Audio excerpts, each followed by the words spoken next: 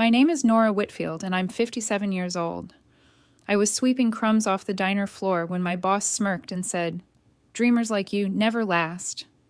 Everyone laughed, but she stopped laughing an hour later when the man I'd just served coffee to stood up, introduced himself as the real owner, and asked for me by name. Most mornings, you can find me with a broom in one hand and a bucket in the other, sweeping the floors of Maplewood Diner, a place that smells like burnt coffee, bacon grease, and dreams that never quite made it out the door. I've been working here for almost 6 years, long enough to know that some people see you only when they need something cleaned up. The diner wakes before the sun. By 5:30, I'm already pushing my broom across the black and white tiles, tracing the same lines I've traced for years. The chatter from the kitchen hums behind me, pots clanging, spatulas scraping, orders being shouted in half-awake tones. I move quietly among, invisible but always in the way. The waitresses glide past me with trays of pancakes and coffee, barely noticing the woman on her knees with a rag and bucket. It used to bother me, that invisibility. Now, I've learned to let it be my armor. Still, my mind isn't really in that diner most mornings. It's elsewhere. Inside a small brick bakery that doesn't exist yet, with sunlight pouring through the window and the smell of honey and cinnamon swirling in that dream, I wear a white apron, my name stitched in gold thread. My late husband, Ray, used to tease me about that dream. "You'll make the best honey rolls this side of the Mississippi," he'd say. He believed in me when no one else did. Since he passed, I've kept the dream alive like an ember I refuse to let die. "Hey, Nora." The sharp voice of Carla Benton, our manager, slices through my thoughts. She's 38, with a permanent smirk and an attitude big enough to fill the whole diner. "You missed a spot by the counter. Don't get lazy on me." I straighten up slowly, rubbing my aching back. "Sorry, Carla, I'll get it." "You always say you'll get it," she replies, loud enough for the cooks to hear. "Maybe if you spent less time daydreaming and more time working, you'd actually move up around here." I force a polite smile, the kind that hides 1,000 swallowed words. "I'm just here to do my best." Carla rolls her eyes. "Your best doesn't pay the bills, sweetheart." Then, with a mocking laugh, she adds, "You're what, 50-something? You should know by now that dreamers never last." The words sting more than I want them to. I keep sweeping, pretending not to care, but inside, something twists tight. I want to tell her that I used to own something once, that Ray and I had our own little bakery before the bank took it after he got sick. But explaining that would feel like handing her a weapon to use against me. So, instead, I just nod and keep my head down. A few minutes later, Mr. Roland Pierce, the quiet older man who owns the diner, walks in through the back door. He's tall, with silver hair, and a habit of speaking only when he has something worth saying. "Morning, Nora," he murmurs as he hangs his coat. "Good morning, Mr. Pierce," I reply softly. He nods once and walks to his office, not unkindly, just private. The rumor is he's got a brother who owns a chain of restaurants somewhere in the city, but no one knows for sure. Around here, gossip is just a way to pass the time between breakfast rushes. The regulars start trickling in. Old couples, truckers, a few college kids grabbing coffee before class.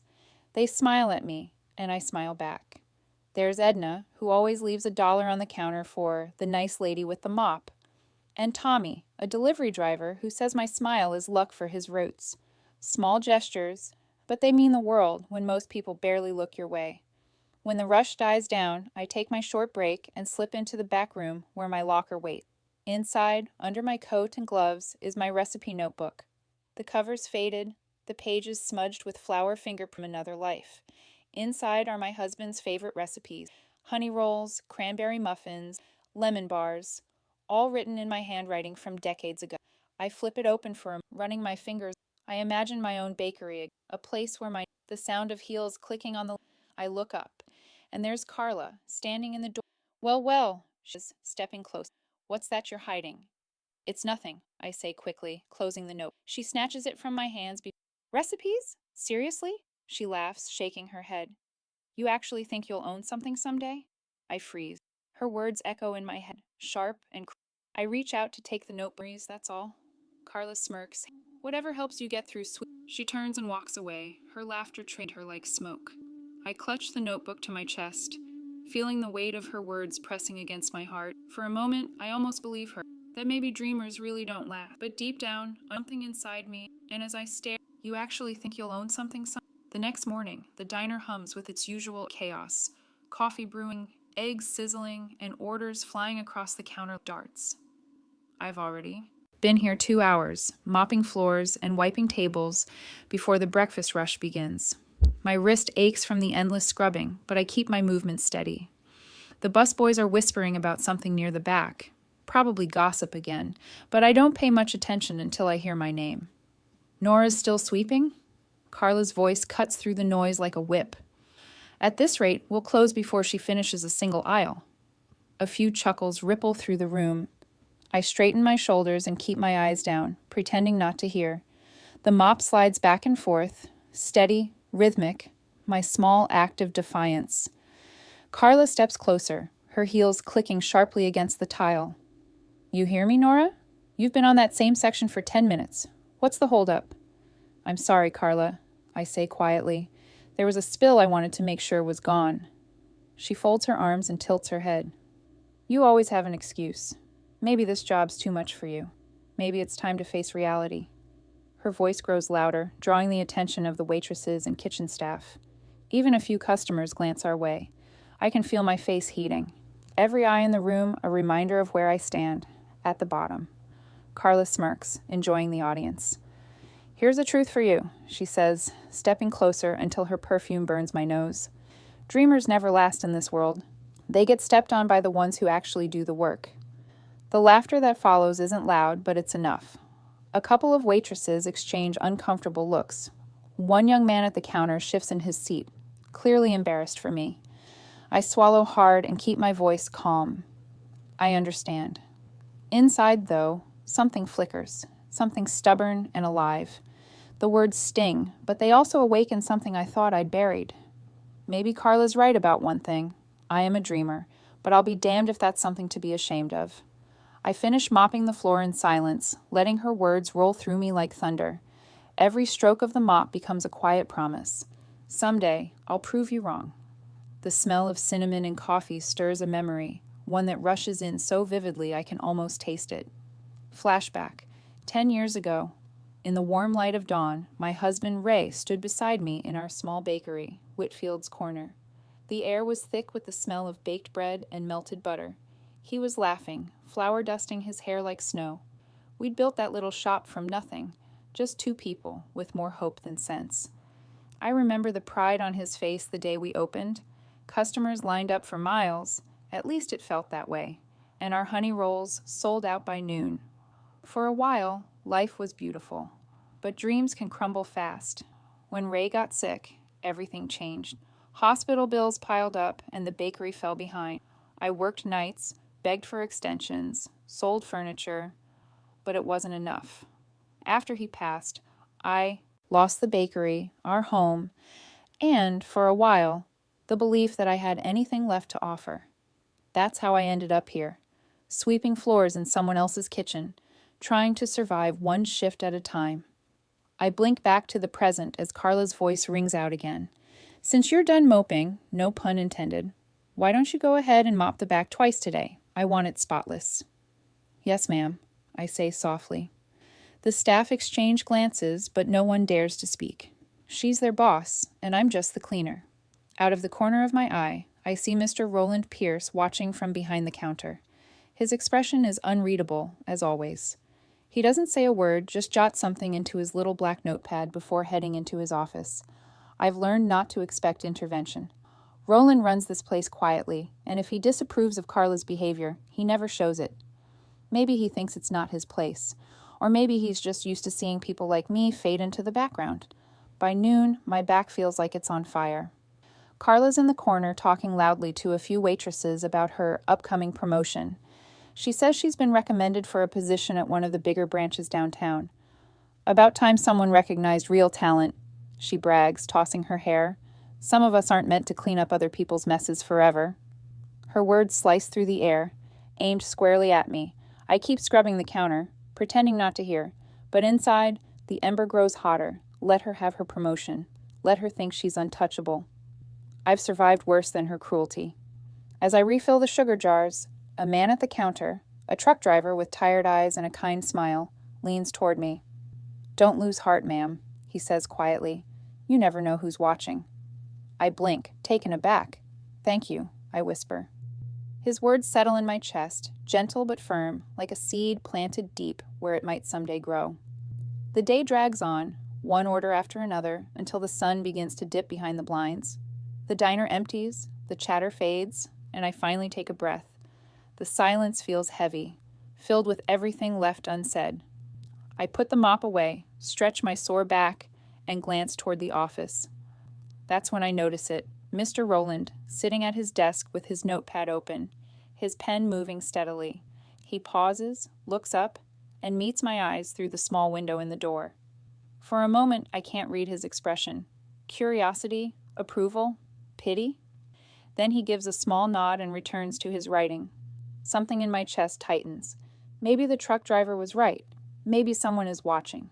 Still clutching my rag, I turn off the lights and whisper to myself, "Dreamers may not last, but this one isn't done yet." As Nora finishes her shift, she notices Rowland writing something in a notepad, looking directly at her. The diner was almost empty when the clock hit 8. That evening, the last of the customers had left, leaving behind coffee-stained mugs and the faint scent of fried food lingering in the air. I was stacking chairs and wiping down tables when I heard Mr. Rowland's calm voice behind me. "Nora," he said, "could you stay a bit longer tonight?" I turned, surprised. Rowland rarely spoke more than a few words to anyone. "Of course, sir," I replied quickly. "Did I miss a spot?" He shook his head. "No, I'd like you to clean the back room. It hasn't been touched in years. Thought you might help me clear it out." The back room, I'd heard whispers about it, but had never been inside. Some of the older waitresses said it used to be part of an old bakery kitchen when the diner was first built. My curiosity flickered. "Sure," I said, grabbing my cleaning supplies. Rowland led me down a narrow hallway past the supply closets, stopping at a heavy metal door. The hinges groaned as he pushed it open, revealing a large, dusty kitchen space filled with old mixers, flour bins, and rusted baking trays stacked like forgotten memories. The faint smell of yeast and sugar still clung to the air. Faint, but unmistakable. "This place," he said quietly, "used to be something special. Before the diner, it was a bakery. My brother ran it." I looked around, fascinated. "I didn't know that." "Most don't," he replied, brushing dust from an old counter. Then, after a long pause, he turned to me with a strange softness in his eyes. "Tell me something, Nora. Do you still bake?" For a second, I forgot how to breathe. His words struck something deep inside me. I hesitated, feeling a lump form in my throat. "I used to, a long time ago, but not anymore." "Why not?" he asked simply. I glanced down at my hands, dry and calloused from years of mopping floors. "Life happened, I guess. My husband and I had a bakery once, but after he passed, I couldn't bring myself to keep baking. It hurt too much to do it alone." Rowland nodded slowly, his face unreadable. Then, to my shock, he picked up a small cloth bag sitting on a nearby counter and handed it to me. "Flour, sugar, butter, honey," he said. "All still good. If you don't mind, I'd like you to make something. Something from the heart." I blinked at him, unsure if I'd heard correctly. "You want me to bake?" "Yes," he said simply. "I want to see what you can do." Nervous laughter escaped me. "Mr. Rowland, it's been years. I wouldn't even know where to start." He crossed his arms. "Start where you left off." Something about his tone, firm but kind, gave me courage. I took a deep breath and opened the bag. The ingredients were simple, familiar, like old friends waiting to be remembered. My hands trembled as I searched the cabinets for bowls and measuring cups. Everything was old, coated in dust, but usable. I moved slowly at first, mixing flour and honey, the scent of it, pulling memories out of hiding. Ray's laughter echoed faintly in my mind, him teasing me about how I always added too much love to every batch. Soon the rhythm returned. Stir, knead, rest, roll. The dough felt alive beneath my palms, and for the first time in years, I felt like myself again. Rowland stood quietly nearby, watching but not interfering. I could feel his eyes on me as I placed the rolls into the oven. The smell that began to fill the room was warm and sweet, the kind that wrapped around you like a hug. When the timer dinged, I pulled them out, golden and glistening with a thin layer of honey glaze. I set the tray on the counter and stepped back, nervous as a child. "They might not be perfect," I said softly. Roland picked one up, tore it in half, and took a slow bite. For a moment he didn't speak. Then, unexpectedly, his expression softened into a smile, the first genuine smile I'd ever seen from him. "Perfect," he said quietly. "Absolutely perfect." I exhaled a shaky laugh, feeling tears sting my eyes. "Thank you, sir." He nodded once, still chewing thoughtfully. "Keep that recipe safe, Nora. You'll need it soon." Before I could ask what he meant, the door slammed open. Carla stood in the doorway, her expression twisted in outrage. "What is going on here?" she barked. "Nora, are you using our ingredients for your little hobby?" I froze, guilt flooding my chest, even though I hadn't done anything wrong. "Carla, Unbelievable," she snapped, stepping forward. "You think this is your personal kitchen? You're supposed to be cleaning, not playing housewife." Roland turned slowly to face her. His voice was calm, but there was an unmistakable authority in it. "Actually," he said evenly, "I asked her to do it." The color drained from Carla's face. "You... what?" "I asked Nora to bake," Roland repeated, placing the half-eaten roll back on the tray. "And I'm glad I did." Carla's mouth opened, then closed again. For once, she had no words. I stood there, heart pounding, unsure what had just happened, but certain that something had shifted. Something big. Roland turned to me again, his eyes steady. "Lock up when you're done, Nora, and keep that recipe close." As he walked out, leaving Carla speechless in the doorway, I stared at the tray of honey rolls cooling on the counter. Their golden tops shimmered under the dim light, sweet and defiant, just like hope. Carla stands frozen in shock as Roland says firmly, "Actually, I asked her to do it." By morning, the story had already spread through the diner like spilled coffee, fast, messy, and impossible to clean up. I could feel the whispers before I even stepped through the door. The cooks lowered their voices when I passed by, and one of the waitresses shot me a quick, knowing smirk. I didn't need to ask what they were talking about. Carla made sure of that. "Morning, everyone," I said, softly, setting my purse in the break room. No one responded. The silence said enough. When I entered the dining area, Carla was already waiting by the counter, leaning casually against the register with that self-satisfied grin. "Good morning, Chef Nora," she said, her tone dripping with sarcasm. I froze, then forced a polite smile. "Good morning, Carla." "I heard you and Mr. Pierce had quite a cozy little baking session last night," she continued, voice loud enough for the staff to hear. "Must be nice having special privileges." The words hit like stones. I glanced toward the kitchen, hoping Roland might step out and say something, but his office door remained shut. "It wasn't like that," I began, keeping my tone calm. "He asked me to—" "Oh, of course he did," she laughed bitterly. "Sure, the boss just happens to ask the janitor to bake him pastries. You really think we're all that gullible?" I clenched my hands around the broom handle. "Believe what you want," I said quietly. "Oh, I will," she replied, eyes narrowing. "And since you seem to have so much energy after your little after-hours audition, you can take both morning and evening shifts today. We're short on help." I stared at her. "That's double." She cut me off sharply. "You're hourly, aren't you? More work means more pay, unless you'd rather not. I could find someone else who appreciates the hours." There was no use arguing. "I'll do it," I said finally. Carla smirked, satisfied. "Good. Try not to burn anything this time." The day stretched endlessly. Between clearing tables, mopping floors, and washing dishes, my body began to ache in ways I hadn't felt in years. Every time I slowed down, Carla's voice was there, sharp and accusing. "Pick up the pace. Don't just stand there. You missed a spot." By late afternoon, the lunch rush hit hard. I barely had time to drink water, let alone rest. My wrists still throbbed from all the scrubbing, but I pushed through. I'd learned long ago that complaining only gave her more ammunition. Around 4, I was refilling the coffee station when someone spilled soda near the counter. I grabbed a mop and turned quickly, but my foot caught the wet tile before the mop did. The world tilted, and I hit the floor hard. Pain shot up my arm, and the metal bucket clattered beside me, sending water splashing across the floor. A collective gasp rippled through the room. One of the younger waitresses rushed over. "Oh my gosh, Nora, are you okay?" Before I could answer, Carla stormed over, heels clicking furiously. "What happened here?" "She slipped," the waitress said. "I think she hurt her wrist." Carla's eyes landed on me, and for a moment I saw no concern, only irritation. "You need to watch where you're going. You can't just go slipping around like that. What if a customer saw?" "I'm sorry," I muttered, cradling my wrist. The ache was sharp, and I could barely flex my fingers. Carla sighed dramatically. "We can't have you making a scene. Go home for the day, and I'll have to deduct the hours, of course. You caused a mess." My head jerked up.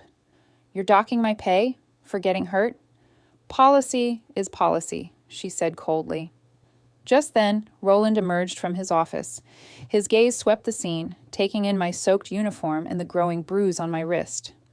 "What happened here?" "She slipped," Carla said quickly. "Nothing serious." Roland's eyes narrowed. "It doesn't look like nothing."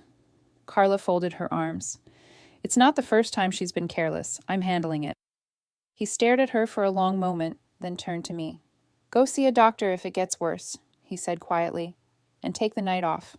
Carla's mouth opened to protest, but he'd already walked away. The rest of the day passed in a haze of pain and humiliation. Every movement sent a throb through my wrist, and every whispered laugh behind me felt like salt in the wound. By closing time, I was limping through the motions, trying to keep from crying in front of everyone. When I finally clocked out, the night air hit my face like a cold slap. I was bone-tired, my wrist wrapped in an old rag I'd tied around it for support. The sky was dark, heavy with clouds. I started the long walk home, head low, wondering if maybe Carla was right after all. Maybe dreamers really didn't last. As I reached into my apron pocket for my bus fare, my fingers brushed against something I hadn't put there, a small white envelope. Confused, I opened it. Inside was a neatly folded note and 2 crisp $20 bills. For the sweetest lady with the sweetest smile, the note read, "Thank you for making my mornings brighter." A grateful customer. Tears welled in my eyes before I could stop them. I pressed the note to my chest, overcome by a quiet gratitude I couldn't explain. Maybe I didn't have much, but at least someone saw me. Someone thought I mattered. When I reached my apartment later that night, my wrist throbbed with every heartbeat. I'd just finished making tea when there was a soft knock at the door. I opened it and froze. It was Mr. Roland, standing there in his dark coat, the same calm expression on his face. "Evening, Nora," he said. "I didn't mean to bother you, but would you meet someone for me tomorrow?" My pulse quickened. "Meet someone?" He nodded. "Someone who might want to talk about your future." Roland's calm voice at the door. "Nora, would you meet someone for me tomorrow?" The next morning, I stood in front of a tall glass office building, with my heart hammering so hard I could hear it in my ears. The early sunlight reflected off the mirrored surface, blinding me for a second. I clutched my worn purse tighter and looked down at my scuffed shoes. I didn't belong here. That much was obvious. Roland's words from the night before echoed in my mind. "Would you meet someone for me tomorrow?" I hadn't slept a wink since. My wrist still ached from yesterday's fall, and anxiety twisted my stomach into knots. Still, I'd come, because something inside me, something I couldn't name, told me to trust him. When I walked into the lobby, a young receptionist smiled at me politely. "Good morning, ma'am. Do you have an appointment?" I cleared my throat. I think so. My name's Nora Whitfield. Mr. Roland Pierce told me to come here." Her eyes widened slightly. "Oh, yes, Ms. Whitfield. They're expecting you." They. My pulse quickened. Whoever they were, it didn't sound small. She led me down a gleaming hallway and stopped outside a conference room. Through the frosted glass, I could see 2 men talking inside. One of them was Roland. The other man had the kind of presence that filled a room before he even spoke.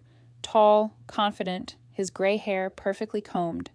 The receptionist opened the door. "Ms. Whitfield is here." Roland turned, smiling faintly. "Thank you, Clara. Come in, Nora." I stepped inside, feeling as if I'd wandered onto a movie set I didn't belong in. "Good morning, Mr. Pierce." "Please," he said gently, "call me Roland here." The other man rose from his chair and extended his hand. "And I'm Henry Wallace," he said. His handshake was firm but warm. "It's a pleasure to meet you." I blinked. "Henry Wallace, as in—" He chuckled. "Yes, as in Wallace Hospitality Group. We own Maplewood Diner and about 40 other locations across the Midwest." For a second, I couldn't speak. My hands trembled slightly as I sat down. I don't understand. Why am I here?" Roland smiled, glancing at his brother. "Because I told Henry about you." "About me?" I repeated, bewildered. Henry leaned forward, studying me with kind but sharp eyes. "My brother has a habit of sending me long reports about his employees. Most of them are numbers, profits, costs, efficiency. But last week he sent me something different. He wrote about a woman who works harder than anyone he's ever met. A woman who stays kind, even when treated unkindly. A woman who, despite life's blows, still dares to dream." My throat went dry. Roland spoke quietly. "I wanted to see how you handled pressure, Nora. That's why I had you bake that night. It wasn't just about pastries, it was about heart, and you showed it." Henry nodded, smiling. "Roland tells me you're the kind of dreamer this company needs." The words hit me like sunlight through clouds. I didn't know what to say. My mouth opened, but no sound came out. Henry continued. "We've been planning to add bakery kiosks to some of our diners. Small spaces for fresh, homemade pastries and coffee. Roland thinks you'd be perfect to run one of them. What do you think?" I felt tears sting my eyes. "Me? Run one?" Roland nodded. "You have the recipes, the dedication, and the heart. We'll cover startup costs, equipment, and training. You'll get to make your honey rolls again, Nora. For real customers." I covered my mouth, trying to hold back the emotion building in my chest. I don't know what to say." "Say yes," Henry said simply. Before I could respond, the door burst open. Carla stood there, holding a folder and wearing a triumphant smile. "Mr. Wallace, you wanted to see me about the promotion?"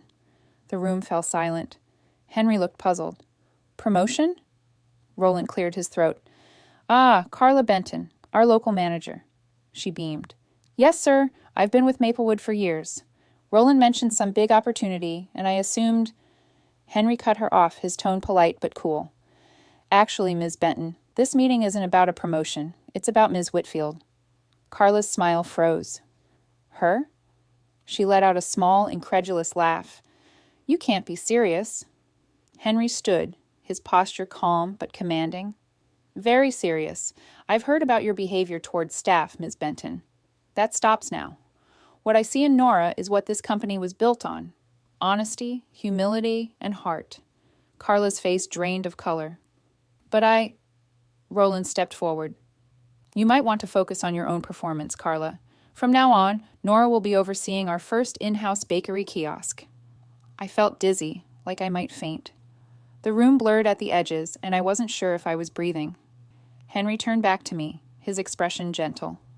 "Congratulations, Nora. You've earned this." I managed a whisper. "Thank you, sir. Truly." Then he smiled and extended his hand again. "Welcome to the team." As our hands met, something inside me shifted. I wasn't just a cleaner anymore. I was seen. Carla stood stiff, disbelief written all over her face. Her confident smirk had vanished, replaced by something small and sour. Henry turned toward Roland. "I'd like to taste those famous honey rolls you mentioned. Think you can bring some for the board tomorrow?" Roland looked at me and smiled. "She can." Henry's gaze found mine. "Then, Nora," he said warmly, "let's see if you can make those honey rolls for the board tomorrow." Henry's firm, encouraging voice. "Nora, let's see if you can make those honey rolls for the board tomorrow." That night, my tiny kitchen was alive again for the first time in years. The oven glowed, bowls cluttered every surface, and the air was thick with flour dust and nervous energy.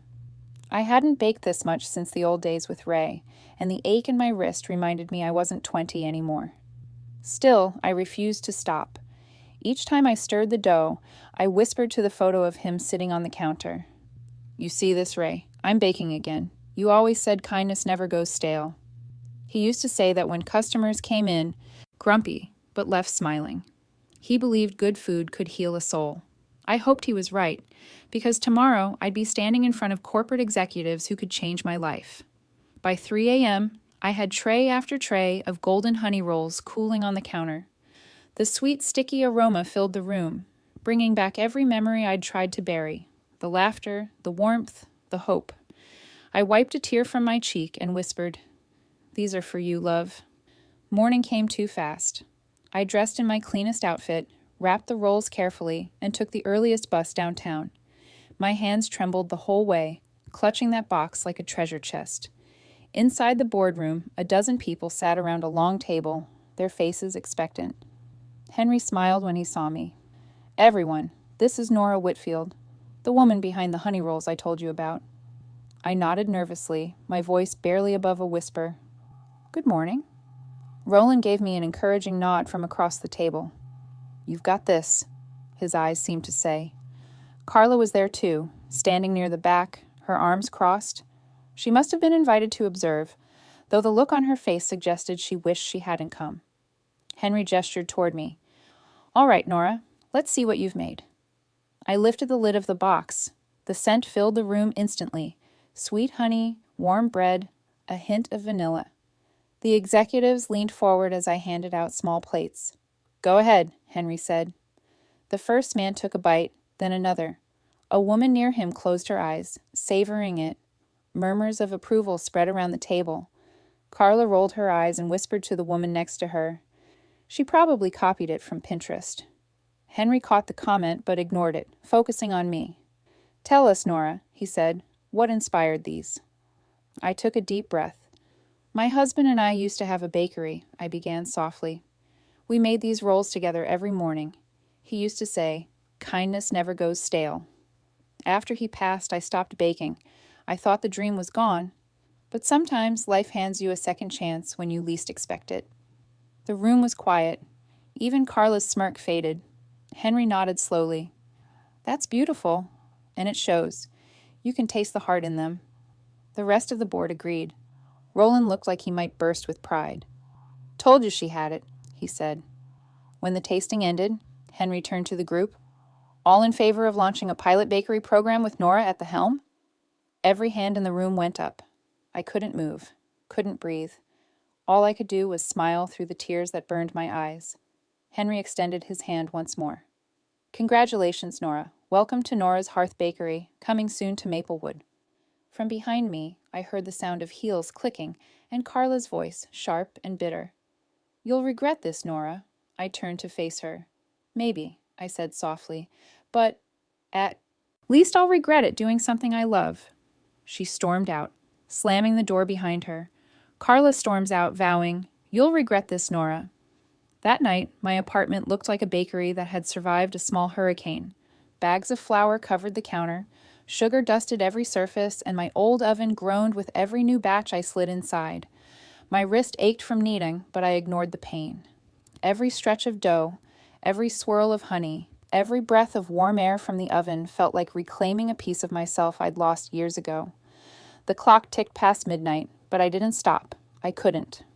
Tomorrow was the biggest day of my life, the day I would stand in front of corporate executives and prove that I was more than just a janitor with a dream.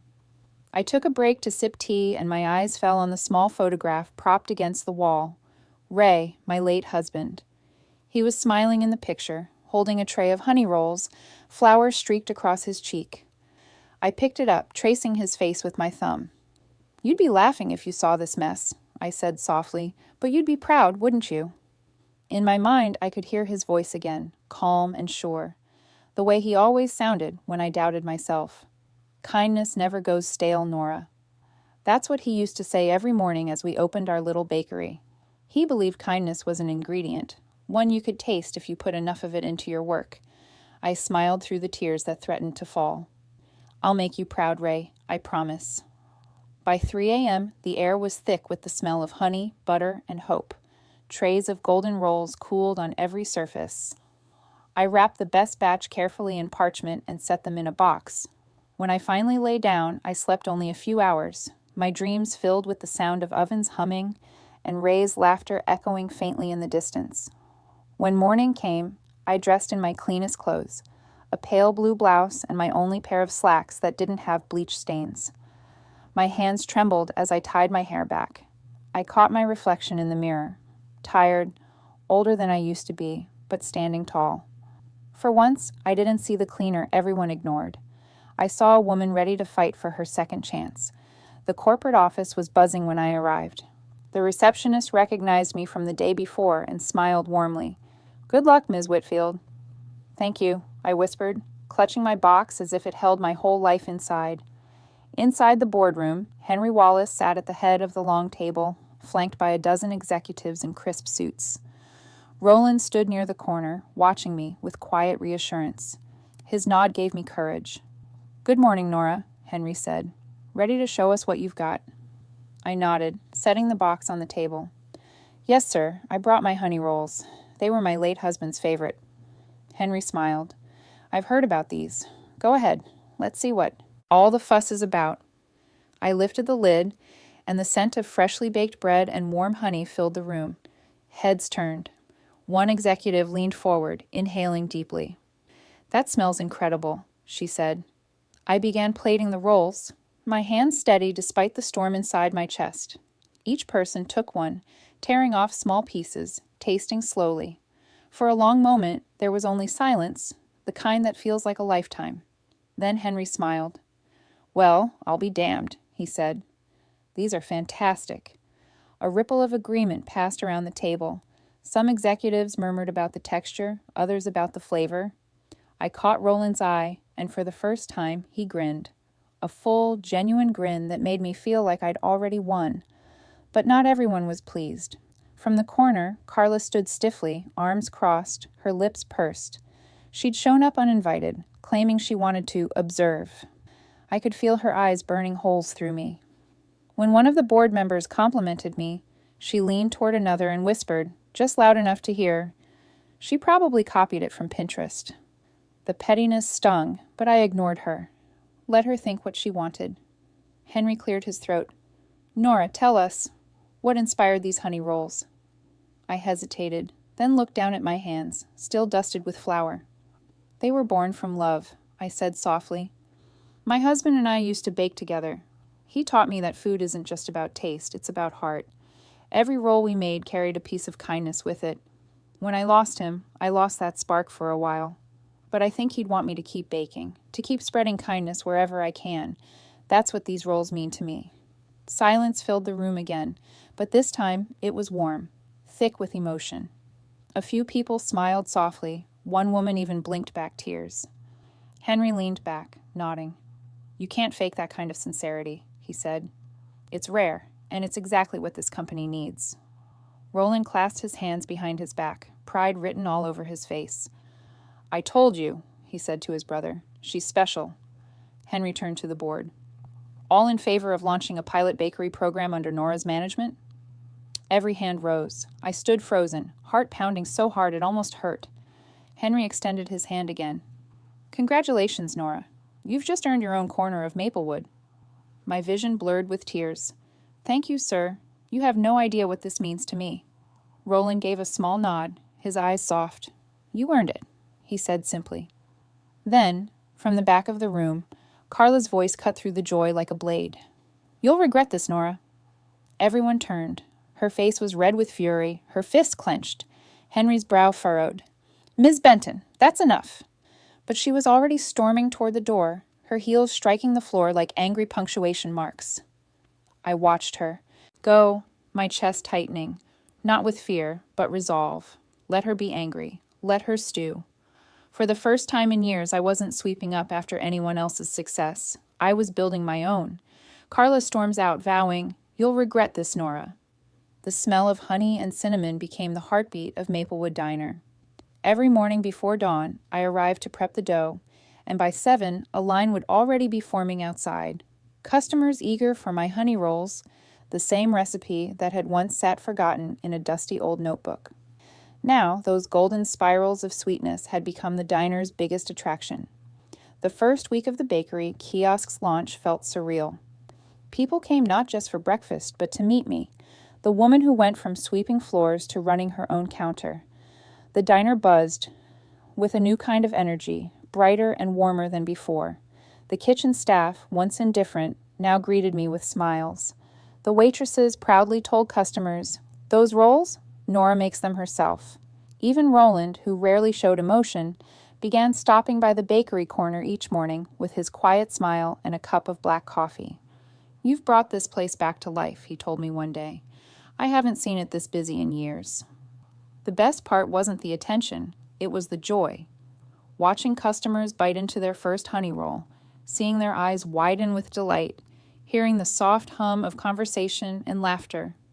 It reminded me of the bakery Ray and I had built together. Except now, I wasn't just dreaming about it. I was living it. A week later, Henry Wallace came to visit. The diner practically froze when he walked in. Employees straightening uniforms, whispering nervously, but Henry walked straight to my counter. "So this is where all the magic's happening," he said with a grin. "Mind if I try one?" "Of course not, sir," I said, handing him a warm roll. He took a bite, closed his eyes, and nodded. "Still perfect." Then he looked around the packed diner. "Seems you've created quite the stir, Nora. I think it's time we told your story." I blinked. "My story?" "Public Relations wants to feature you in the local paper," he explained. "From janitor to bakery success, it's exactly the kind of story people need right now." My stomach fluttered with nerves. "I'm not sure I'm interesting enough for that." Roland chuckled beside him. "You underestimate yourself, as usual." Within a week, the Maplewood Gazette ran the headline, "From mop to master baker, local woman's sweet success inspires thousands." The article included a photo of me behind the counter, smiling shyly, with trays of honey rolls behind me. The story spread faster than I could have imagined. Customers doubled. Even people from neighboring towns drove in to see the lady who beat the odds. But not everyone was happy for me. Carla's name came up again, now a shadow in the background of my success. After her outburst during the board meeting, she'd been quietly demoted and reassigned to a smaller branch in the next town. I thought that would be the end of it. But rumor has a way of crawling under doors. One afternoon, I overheard two new employees whispering near the counter. "Carla says Nora's only successful because she's the owner's pet," one of them murmured, "that the whole thing was rigged." I froze mid-swipe of the counter, a familiar ache rising in my chest. I'd learned long ago that people who can't build something beautiful will always try to tear it down. Still, it hurt. Roland noticed my silence that day. "What's wrong?" I shook my head. "It's nothing." He studied me for a moment. "It's Carla, isn't it?" I didn't answer, but my expression must have said enough. Later that week, Henry called me into his office downtown. I thought it was about business, but when I arrived, I saw a thick file on his desk, labeled Carla Benton. Henry looked up, his expression serious. "Nora, I wanted you to hear this from me. We received several complaints about Ms. Benton's behavior at her new location. I decided to look into her record and—" He tapped the file. "Let's just say this wasn't the first time she mistreated an employee." I swallowed. "I'm sorry to hear that." "Don't be," he said firmly. "She's been terminated, effective immediately. It was long overdue." For a moment, I didn't know what to feel. Satisfaction, relief, maybe both. Mostly I just felt peace. I hadn't needed to fight her or prove myself with words. Life had done it for me. As I left the office, I thought about Ray's favorite saying again, "Kindness never goes stale." Maybe he was right.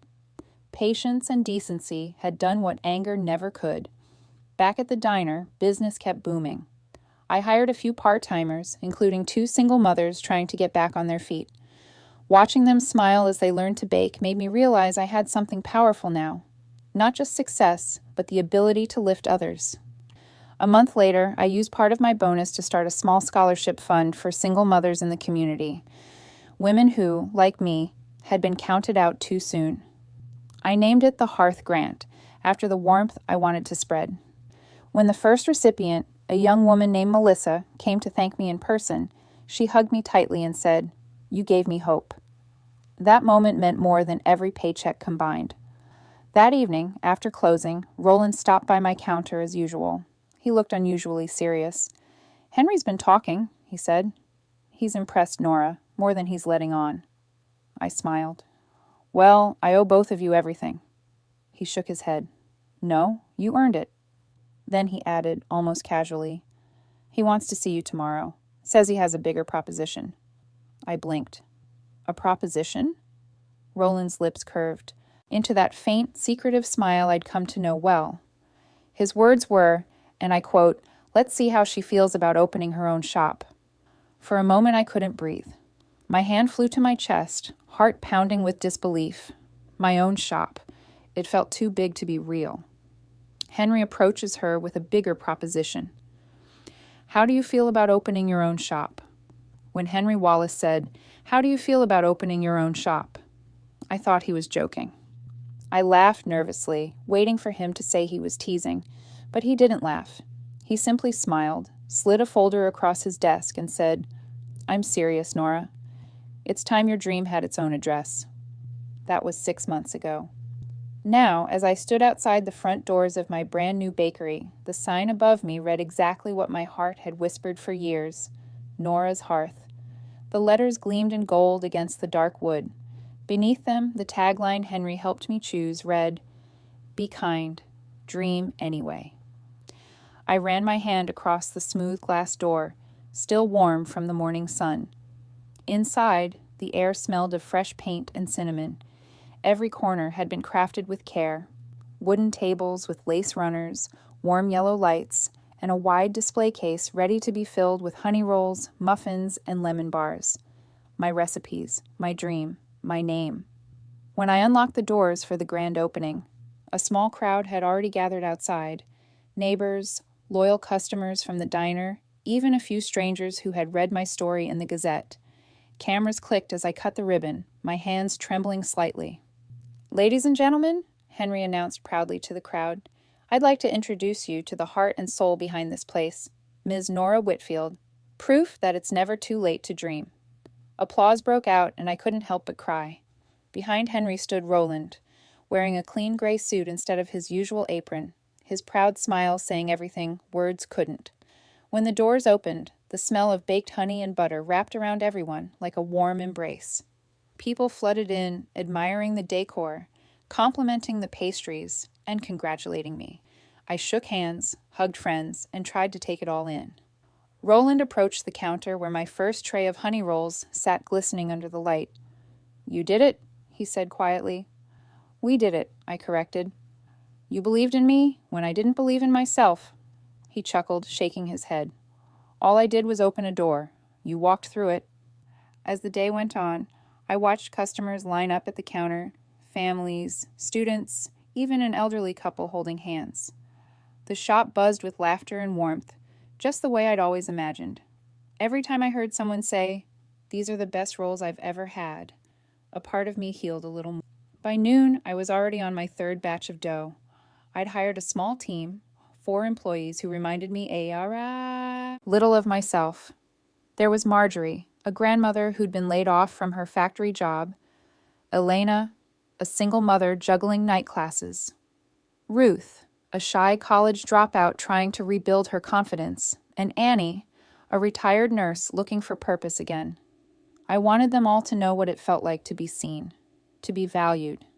When they gathered in the kitchen before the rush, I smiled and said, "This isn't just a bakery, it's a second chance, for all of us. So let's make every customer feel like they're home." They nodded, smiling through misty eyes. Between serving customers and managing the ovens, I found myself reflecting on Carla's words from all those months ago. Dreamers never last.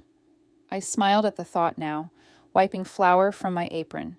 She'd been wrong. Dreamers might stumble, they might fall, but the ones who keep getting up, those are the ones who last forever.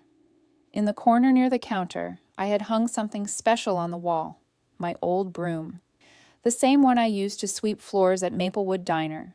I'd cleaned it up, polished the handle, and framed it behind glass with a little plaque that read, "Every dream starts somewhere." Customers noticed it often, pointing it out with curious smiles. It reminded me that I'd earned every inch of this floor, every roll sold, every smile exchanged. By late afternoon, a news crew from the local station arrived to film a short feature. They set up cameras near the front, and the reporter, a kind young woman, asked, "Ms. Whitfield, how does it feel to have gone from cleaning tables to owning your own bakery?" I laughed softly, still in disbelief. It feels right, like I finally made it home. But I couldn't have done it without the people who believed in me, and even the ones who didn't. The reporter tilted her head. Even the ones who didn't? I nodded. Sometimes the cruelest people teach you the most valuable lessons. There was someone who once told me, "Dreamers never last." But I guess I proved her wrong. The crew laughed gently, and the cameraman gave me a thumbs up. When they left, the bakery filled with the warm buzz of evening chatter. Customers lingered, sharing stories over cups of coffee, children licking frosting from their fingers. I stood behind the counter, looking around at everything I'd built. This was my husband's dream, and mine, reborn. The oven hummed softly, the lights glowed golden, and for the first time in years, I felt whole. As I was wiping down the counter at closing time, the front doorbell jingled. I didn't expect anyone else. It was nearly dark outside. When I looked up, I froze. Standing in the doorway, clutching a worn handbag and looking years older than I remembered, was Carla Benton. Her once flawless hair was limp, and her eyes, once sharp and cold, looked tired, almost broken. She hesitated at the entrance, as if unsure whether she was welcome. "Hello, Nora," she said, softly. Her voice trembled just slightly. You probably don't want to see me." I didn't answer at first, too stunned to move. The sight of her standing there felt like a ghost from a past life. Nora receives an unexpected visitor. Carla, looking defeated. For a long moment, I just stood there, staring at her. The woman who had once made my life miserable. Carla Benton, the manager who used to sneer at my dreams and humiliate me in front of others, now stood in the doorway of Nora's hearth, looking like a shadow of her former self. Her shoulders slumped beneath a faded coat, her makeup minimal, her voice barely a whisper. I didn't think you'd even let me in," she said softly, glancing down at the floor. "I saw the article in the paper. I've walked past this place 3 times before I got the courage to come inside." I placed the towel I'd been holding on the counter and motioned toward a chair. "Come in, Carla. You look tired." She hesitated, then stepped inside slowly, her eyes darting around the cozy shop.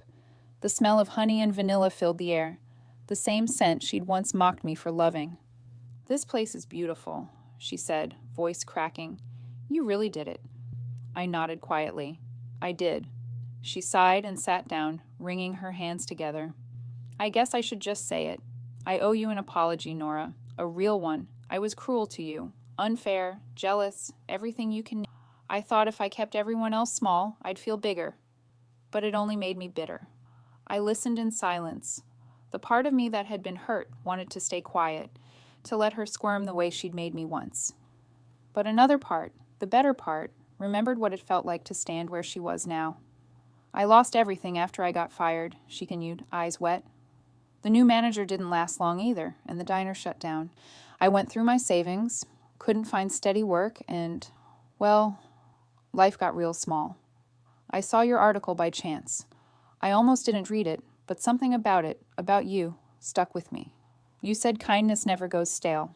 I guess I'm here to find out if that's true." Her voice broke on the last words, and she looked down again, ashamed. For a long time, I didn't speak. The only sound was the hum of the refrigerator and the faint ticking of the wall clock. I remembered all the things she'd said to me, the mockery, the laughter, the endless orders barked just to make me feel small. But I also remembered what my husband, Ray, had always said. "Kindness is a form of strength, Nora. The hardest kind." Finally, I said softly, "Carla, we've both had hard lessons to learn. Maybe life just gave us different teachers." She looked up, blinking fast. "I don't expect forgiveness. I need work, anything, even part-time. I'll mop floors, wash dishes, whatever you need. I just can't seem to get anyone else to give me a chance." I took a slow breath and studied her. Her hands were trembling slightly, her nails chipped. There was no arrogance left in her, no smugness, just exhaustion and regret. "You'd really mop floors?" I asked quietly. She nodded quickly. "Gladly. I'll do it right this time." For a moment, I thought of how poetic it would be to turn her away, to give her a taste of her own cruelty. But standing there, surrounded by the scent of honey and sugar, I realized revenge wasn't my story anymore. Redemption was. After a long pause, I smiled gently. Everyone deserves a second chance, Carla. If you're serious about working, I could use another pair of hands during the morning rush. Her mouth fell open. You mean it? I do, but here's the rule. No gossip, no cruelty. We treat people here the way we want to be treated. Agreed? She nodded quickly, tears spilling down her cheeks. Agreed. Thank you, Nora. Thank you. As she cried quietly, I placed a hand on her shoulder. Don't thank me. Just show up tomorrow ready to work. That's enough. She smiled through her tears, and for the first time since I'd known her, it was genuine. I will. When she left that evening, I locked the door behind her and leaned against it, letting out a long breath. Life had come full circle in a way I never could have scripted.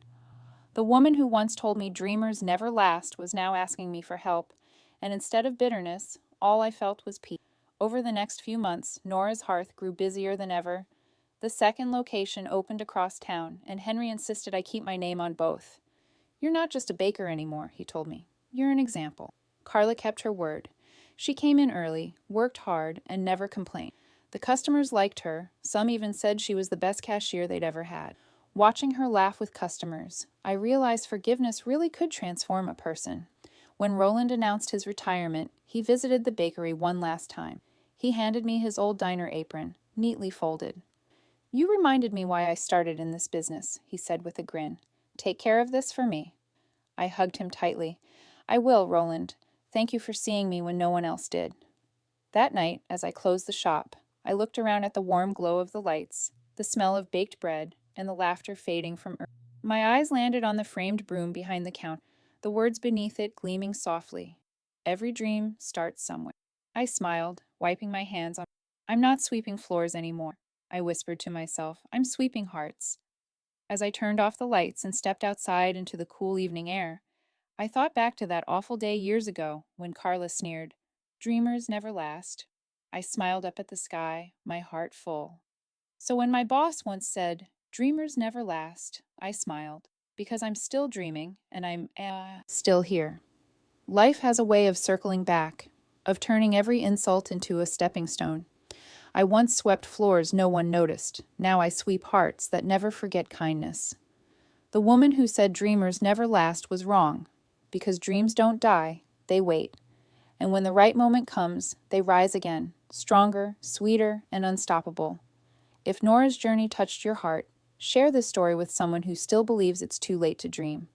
Every like, every share, keeps stories like hers alive and reminds the world that kindness never goes stale. Tell me in the comments, have you ever been told you were too old or too late to chase your dream? And did you prove them wrong?